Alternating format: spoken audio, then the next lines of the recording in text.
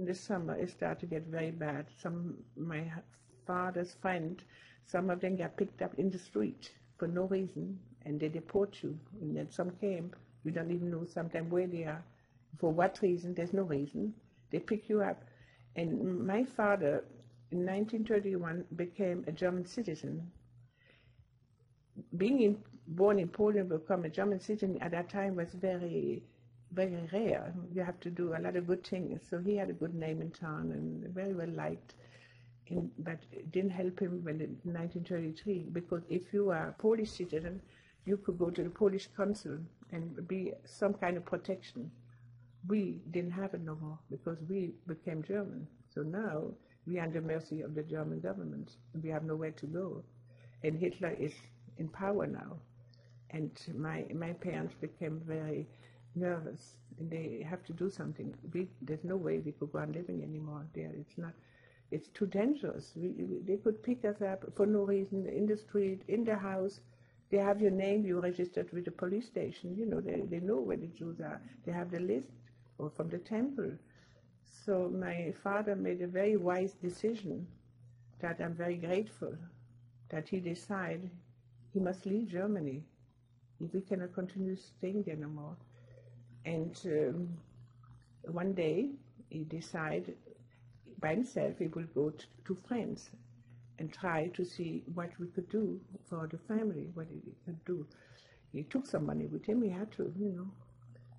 He left us all there in the shop, but he didn't tell his worker he went. But probably they had a doubt because he wasn't there. And they went meantime to the police station and reported him that he left Germany for France or wherever, and that he took money with him, and worker, some of them want to take over the shop because he had a foreman and worker, and they knew that my father wasn't there, so they had an idea the reason they left, and they want to take over the shop. So my mother found out. That was a very bad thing. So as my mother was alone there, and with me and my little sister, 2 years old, and I was 10, we had a big decision to make. We didn't know what to do. Then one day, my father came back. He went to France. He went to Vitry-le-François. It's a very little town, about 3 hours outside from Paris, that my mother had a cousin living there. What's the name? The name was Dawidowicz. She was my mother's first cousin. Mrs. Bienstock, your father left Germany, went to France. How long was he in France before he came back to Germany? Yes, it's difficult for me to recall how many days, but it cannot be too long because things have changed so fast the time he went away that became very critical for us staying in Germany to know what to do, because my mother was lost a little bit. You know, he only went to see and probably come back and then decide what to do. But this way, our decision was made. I mean, we couldn't stay anymore. This is it. This is the last straw. We must leave the country. We must go in hiding because you cannot leave right away. So my father came back, must be a few days, because between he went to France to see one of our cousins who live in south of France. From France, he would like to go to Paris. That's the closest city and town and country that he maybe would like to stay till he decide maybe to go to South America. He had come back very soon after. When he came back, my mother told him, "You cannot stay. You must go back right away, back to France." Because the police were looking for him. They were looking for my father. They want to arrest him. The worker claimed that he took out money from Germany. Maybe he took some money because he could not even go to the bank. We had money in the bank because they would arrest him. So whatever money he had, he probably took with him. And I don't think it was that much because a lot of people owe him money. As a tailor, people didn't buy clothes and pay cash. Sometimes they pay in installments, you know. So like they pay so much every month or every week. He had many customers. So when he came back, my mother begged him, "Please leave right away." So that means we only saw him and he had to leave. Now we are alone, my mother, me, and my little sister who's 2 years old and I'm 10. We left with the apartment, with the older furniture. We left with the tailor shop, with all dozen machine, everything, the whole apartment, the whole thing. So she had to make a decision, and a very fast decision. So she hired a van, moving van, the same day, hired a moving van. The moving van came at night because she didn't want him to move during the day. We have to move at night. So when it get dark, the moving van came and they packed everything in that book van, everything. So I was there in the apartment with her. Everything went. Now we had also a bathtub and a hot water heater. So even we took the bathtub out to show. But the water heater we couldn't move. So my mother took a hammer and broke it. So when the workers supposed to come the next day, they had mind to come the next day to go in the shop. They must have come back next day. They did. There was nothing there. Everything was empty. So the van went to the train station because they put all the goods from the apartment and the sewing machine on a train, because there must be like a container, they put in a container, put on a train going to Paris. So, and that would take probably weeks.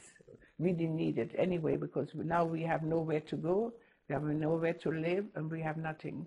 The only thing we carry with us,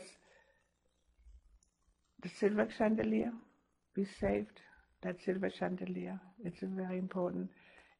We only carry a little suitcase, whatever we had on us. We couldn't carry more than a double clothes. I used to wear double clothes in case something happened. And a little suitcase. We had nothing more. And we had nowhere to go. So finally we had some friends and family that was still living. My father had a cousin living in that same town. They were willing to take us in for a few days. What was their name? One cousin was Gilcup. He had a machine shop where he makes only the holes, the buttonholes, Gilcup was my father's cousin. So they were in taking it, but only for a short time, because everybody's afraid, you take chances to take somebody in. Matter of fact, one day I was walking the street with my little sister, me, and there was some German people running after us. They wanted to catch us. They figure if they catch us, my parents will come forward, or my mother, somebody will come for us. And I ran very fast, I ran away. So a miracle, they didn't catch us. So then we moved again from this place that we were in Elberfeld.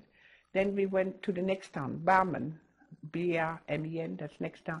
And we found some other people.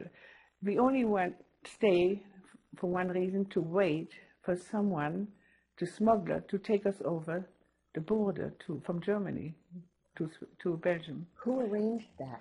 Well, my mother must have made connection with somebody, German people, real German, for money. They will take us. So we had to wait till they're ready to come, until we get the right connection. And there were two men, because Sonia was 2 years old, and we had no wagon, we couldn't take anything with us. So somebody had to carry her.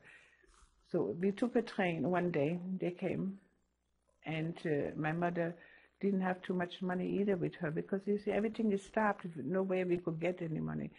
She probably had some silver, some jewelry, whatever. She tried to give them, maybe some money too. I don't know exactly what she gave, but she had to pay them off with whatever she was able to, because those people were doing it for the money, not for the goodness.